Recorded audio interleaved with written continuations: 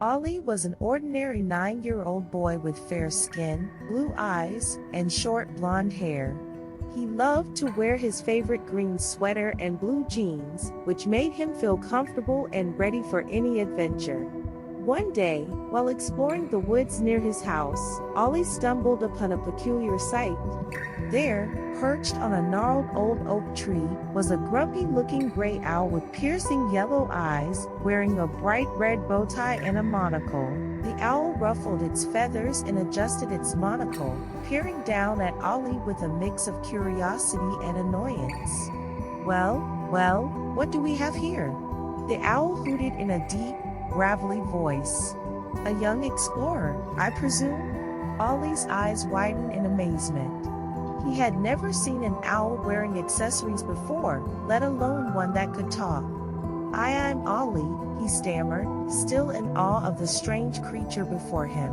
The owl puffed out its chest and declared, "I am Professor Hoot, guardian of the hidden realms and keeper of forgotten tales." He fluttered down from his perch, landing gracefully on a nearby branch at eye level with Ollie. "And you, my young friend, have stumbled upon something extraordinary." Professor Hoot's yellow eyes twinkled with a hint of mischief as he continued, "Would you like to see a world where all the stories are true?" Ollie's heart raced with excitement. "Yes, please," he exclaimed, his blue eyes sparkling with anticipation. Professor Hoot nodded approvingly and hopped over to the trunk of the old oak tree.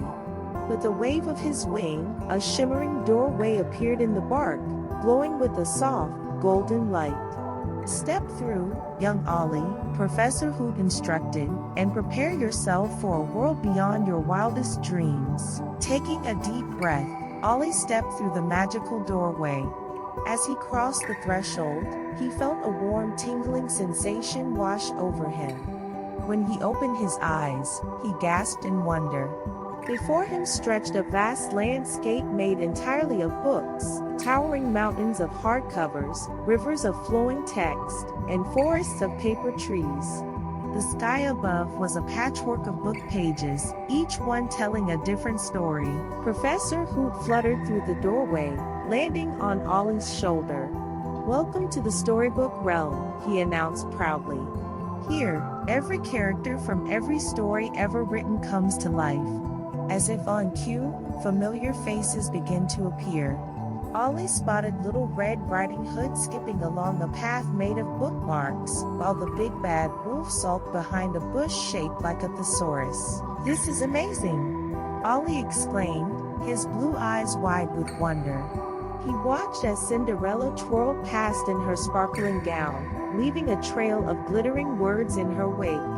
But Professor Hoot's expression grew serious. "I'm afraid all is not well in our realm, young Ollie," he said gravely. "The characters are beginning to fade away, and we need your help to save them." Ollie's brow furrowed with concern. "Fade away? What do you mean?" he asked. Professor Hoot explained, "When people in your world stop believing in stories or forget about characters, they begin to disappear here. We must remind the storybook characters of their importance and help them believe in themselves again." Ollie nodded determinedly, his blonde hair bouncing slightly. "I'll do whatever I can to help." Their first stop was a gloomy corner of the realm where they found a dejected-looking wooden puppet sitting on a pile of discarded books. "Pinocchio!" Ollie exclaimed, recognizing the character immediately. The puppet looked up, his painted eyes sad and his once bright clothes now faded. "What's the point?" Pinocchio sighed. "No one believes in me anymore. I'm just a silly old story." Ollie knelt beside Pinocchio, his green sweater brushing against the dusty books. "That's not true," he said earnestly. "Your story teaches us about honesty and being true to ourselves. It's important." As Ollie spoke, Pinocchio's colors began to brighten, and his wooden joints creaked as he sat up straighter.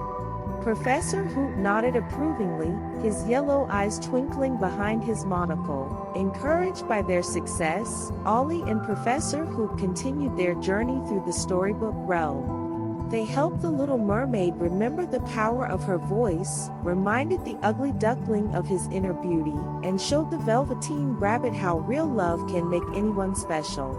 With each character they helped, the realm grew brighter and more vibrant. As they worked, Ollie began to notice something strange.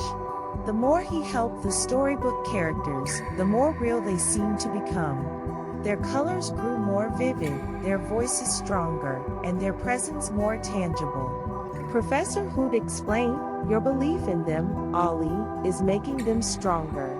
You're bringing the stories back to life."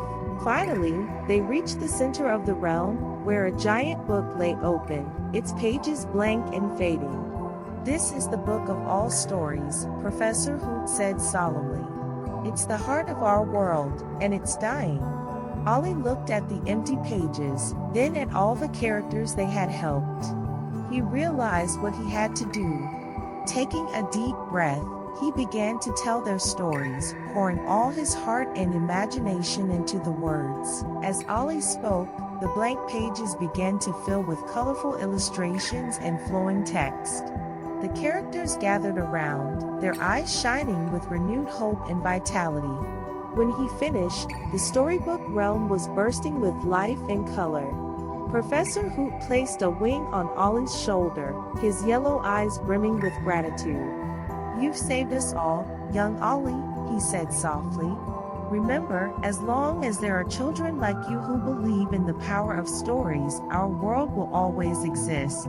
With a final look at the wondrous realm he had helped save, Ollie stepped back through the magical doorway, knowing he would always carry a piece of the storybook realm in his heart.